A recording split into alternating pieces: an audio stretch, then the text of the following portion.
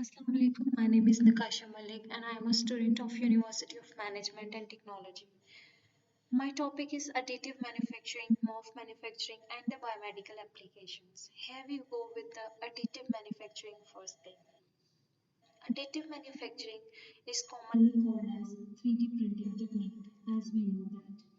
3D printing technique. In 3D printing technique, we should create intricate three-dimensional structures and complicate geometries on objects at microscopic and macroscopic dimensions both. As we know that additive manufacturing has a diverse array of applications in healthcare, environment, gas storage, and other applications is also favorable. There are four types of additive manufacturing. The first one is fused deposition modeling, stereolithography, selective laser sintering, and the binder jetting. Now, first of all, we should start with the fused deposition model, and we will discuss how 3D printing is carried out through this technique. As we know that it is also a part of 3D printing and it is also known as fused filament fabrication. And in this type of technique, thermoplastic polymers are used. Some examples are basically here polylactic acid, acrylobutadiene, styrene, polyethylene oxide, and polyvinyl cobalts are used as a thermoplastic polymers. This is a very versatile technique of 3D printing. Here we discuss about the working. The process begins with the digital 3D model creating using computer-aided design softwares. This model is then sliced into horizontal layers using slicing softwares and after creating a slicing layers, horizontal layers by slicing softwares, it generates G code instructions that guides the printer for further applications. A spool of thermoplastic filament, as we know that thermoplastic polymers, polylactic acid or acrylonitrile butadiene styrene is used as a thermoplastic polymers, is loaded into a printer. The filament is fed through a heated extruder nozzle where it melts into a semi-liquid state. Now the printer follows the G-code path, depositing the molten material layer by layer onto a build platform. This printer, while taking the thermoplastic filament, creating a layer one after another. The extruder head move in both directions, X plane, horizontal plane and vertical plane along the directions, allowing for precise control over the deposition of material. In this way, 3D printing is carried out by using fused deposition model. Here we go with the picture with the diagram of 3D printing as you can see this. Now we can move toward other technique that is stereolithography. Stereolithography is also groundbreaking technique in the realm of additive manufacturing and have versatile applications in the field of 3D printing. As we talk about the working of this technique, the process begins with the selection of suitable material. In this method, the material we should going to be select is sensitive to ultraviolet light. That is, maybe photopolymer resin is used. Different resins can impart specific properties to the final object, maybe it flexibility, transparency, crystallinity. A vat filled with the liquid resin contains a build platform that is partially submerged. Now it's time to pass the UV laser through the resin, curing it specific areas according to the digital design. The design we select to imprint on the object. As the laser moves across the resin, it triggers the chemical reactions. Those chemical reactions solidify the resins in targeting locations and forming a very solid layer. After the creation of this solid layer, the other solid layer is forming above it. And until this process repeat until all the required project is completed. Here the diagram how to create 3D print on an object by stereolithography. Now we will going with the selective layer sintering. It is also a type of additive manufacturing that generate complicated geometries, complicated designs and complex three-dimensional structure on the object to pass by using the laser beam to pass through it with high accuracy and precision. First of all, we should have to know that in selective laser sintering, Substrate based powder is used, which is also called as a 3D bonding powder. If we talk about the working, the process continued with the fine layer of plastic powder. Often, maybe it is nylon, spread evenly across a build platform. Now the powdered, which is basically sintered, is heated to just below its melting point to facilitate sintering. Then a carbon dioxide laser scan across the powdered bed, selectively heating and fusing the particles together according to the cross-sectional area of the part being produced. After the one layer is sintered, the same as the previous mentioned technique, stereolithography, the other layer is sintered above this layer and forming an or creating another layer. In this type, the same one layer imposed on the other layer and 3D printing is carried out. Now, if you move toward the binder jetting, it is also another versatile technique for the 3D printing technologies. In this method, liquid is using as a binding agent to adhere different types of powdered object layer with one another and harden them to sintering. The process again begin with the 3D model design in computer-aided softwares. This model converted into a standard language and slide into a horizontal layer using slicing softwares. A thin layer of powdered material is spread evenly across a built platform using a recoater.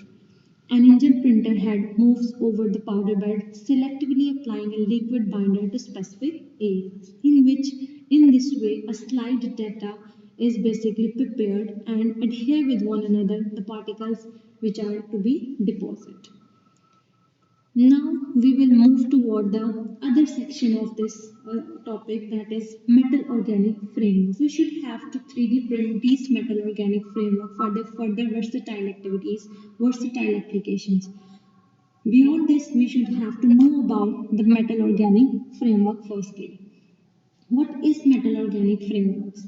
Metal organic frameworks are basically the hybrid class of structures in which there is a hybrid structures that combine two metal ions with organic linkers to form highly porous networks, highly vast networks. It is a hybrid of metal ions. Basically, it is a hybrid of metal ions and organic linkers. Now, due to the formation of morphs, what can we achieve? Due to the formation of morphs, we achieve exceptional properties that may be the high surface area, high tunability, porosity, and structural diversity. It may have many vast applications in the field of gas storage, catalysis, sensing, and other applications may be reported, that is, environmental applications. Now, if we talk about the examples of the morphs, here we go with some examples, that is MEL 53, and it is aluminium based morph. The metal which is used in it, that is aluminium. MEL 47, and it is vanadium based morph, and the metal which is basically used in this morph is vanadium. And vast examples of metal organic framework. Now we move toward the next slide, that is basically the synthesis of morphs. Here are many methods for the synthesis of morphs, that is hydrothermal method, solvothermal method, dry deposition method, electrochemical method, and microwave assisted method. First of all, we will going to discuss about the hydrothermal method. In hydrothermal method, we typically used water as a solvent. This is basically a key difference between hydrothermal method and a solvothermal method. Only the difference of a solvent. In hydrothermal method, we used water as a solvent, but in solvothermal method, we use any solvent other than water. Like organic solvents, it may be a protic or a protic solvent used in the solvothermal methods.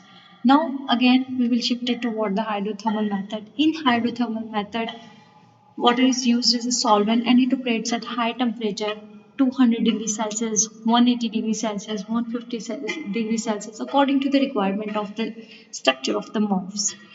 If I will going to give you an example, copper morphs I prepared.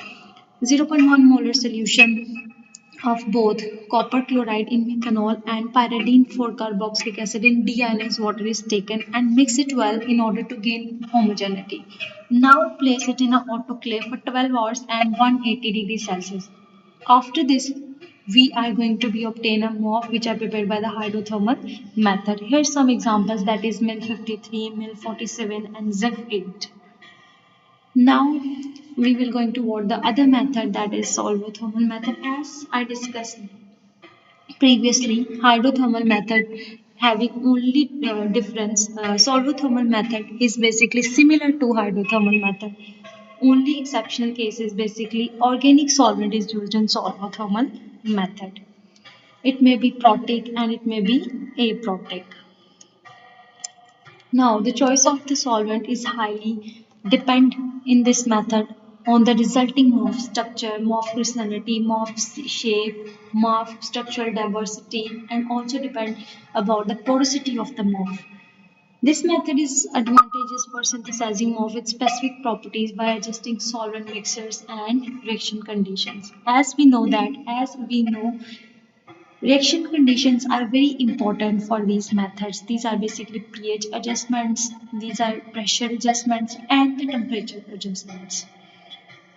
Now, if I'm going to give you example of solvothermal method, it may be a zirconium oxychloride octahydrate mixed with formic acid. Both are mixed it well to gain homogeneity. Now heat the solution in autoclave at 130 degrees Celsius for 10 hours.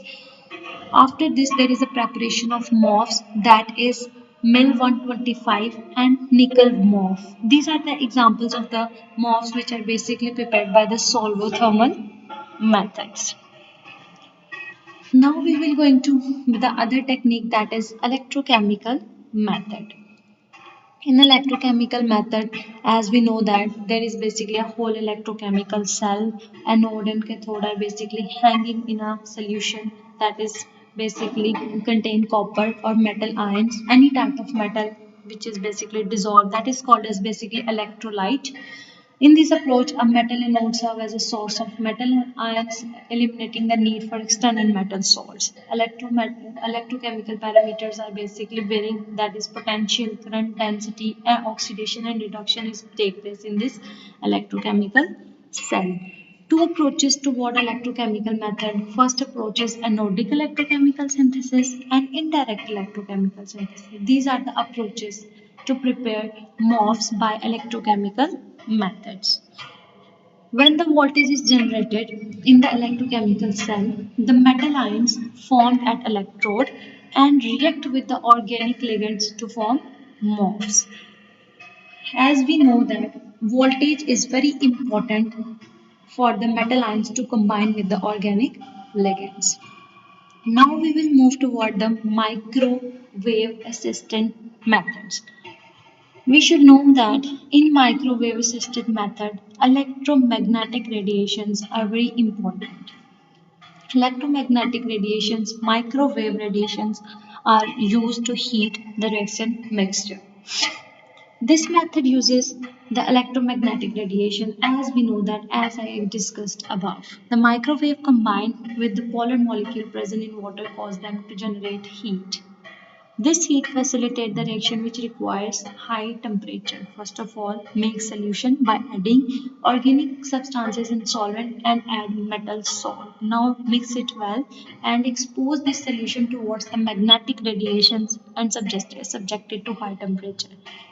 By this, by using these techniques and the working conditions, we are able to synthesize MOFs by microwave assisted methods. As I give you some applications of these synthetic methods, these are environmental and energy applications, medical applications, biomedical applications, environmental applications, agriculture applications, catalysis, and these MOFs are also used in the drug delivery system and biomedical applications. Now there is the last method for the synthesis of MOF, that is dry gel conversion synthesis. Dry gel method is less common but innovative technique for the synthesis of MOF. First of all, we should have to prepare the gel, and then from gel we should able to synthesize MOF. In this method, organic species are dissolved in hybrid solvent. And if I going to give you example of hybrid solvent, that is the mixture of tetrahydrofuran plus water. When these both solvent mix, they form a hybrid mixture, hybrid solvent. Then metal salt solution in it. None pour the metal salt solution in the hybrid solvents. By adjusting, as I told you, adjusting the condition is very important. So now by adjusting the pH of the mixture in order to make dry gel, all the solvents is removed or evaporated from solution under pressure. Now there is a formation of a dry gel and place this dry gel into the autoclave system to convert into the crystalline morphs. By from dry gel deposition method, crystalline morphs are prepared and some examples are basically nickel morph 74, nickel oriented morph. Here there is basically the completion of synthesis methods. Now we will go with the applications, that is the 3D printed morphs application. We discuss about the 3D printing techniques and the morphs. Now we should printed morphs, 3D printed morphs by using the firstly discussed technique, that is stereolithography, fused deposition model, and layer sintering method. By using these method, we printed morphs. We create intricate and complex design on the morphs. Now there is a first biomedical application of 3D printed morph, tissue engineering. First of all, we should know about the tissue engineering. What is tissue engineering? Tissue engineering is basically a field that aggregate different guidelines from different fields. Tissue engineering is basically help in improves the function of damaged organ or tissue to altered or repair damaged biological structures for the proper functioning of organs and tissues is a supreme intent of tissue engineering. Now, if we're going toward the structured, going toward the working, going toward the how, going toward study how morphs are basically used in tissue engineering. First of all, we should know about the scaffolds.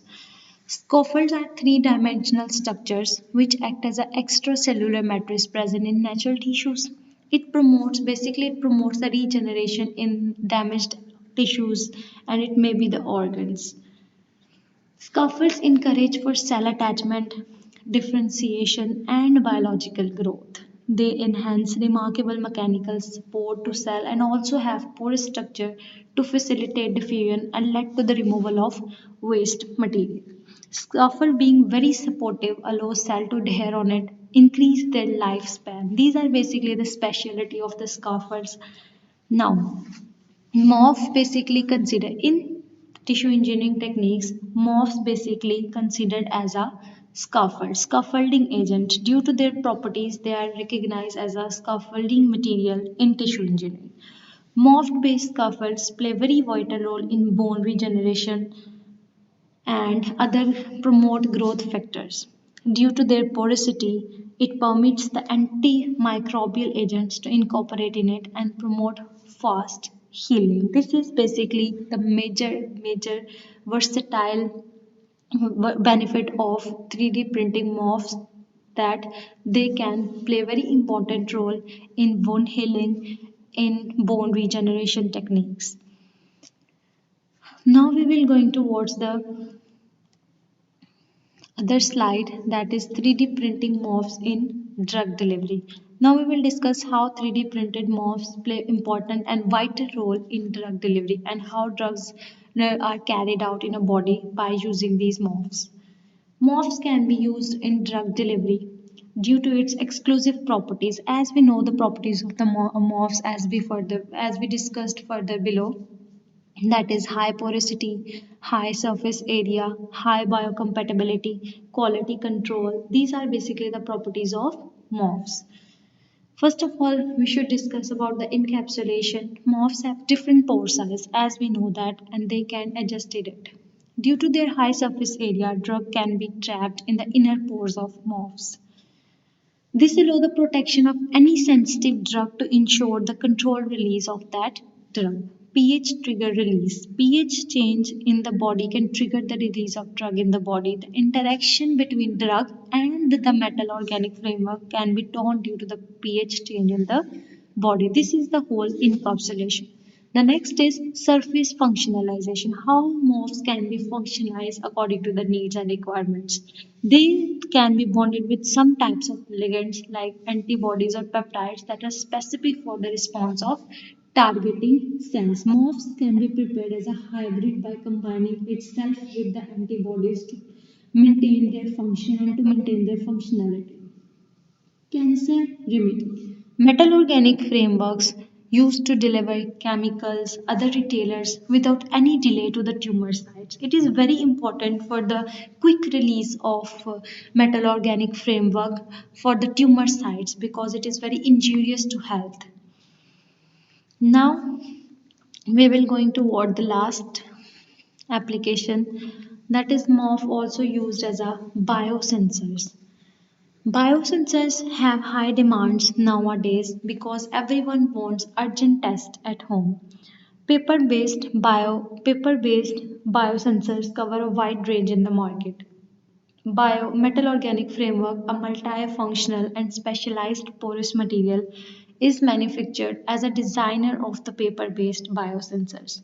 They can play different role in the biosector such as immobilizing and help supporting biomolecules, improving stability, detection of sensitivity. Catalytic based morph can be used to convert undetectable into a detectable substances such as glucose, hydrogen peroxide in the colorimetric reactions. Now it is very versatile and specified. How can a morph achieve versatility? Morphs can be modified, making them adjustable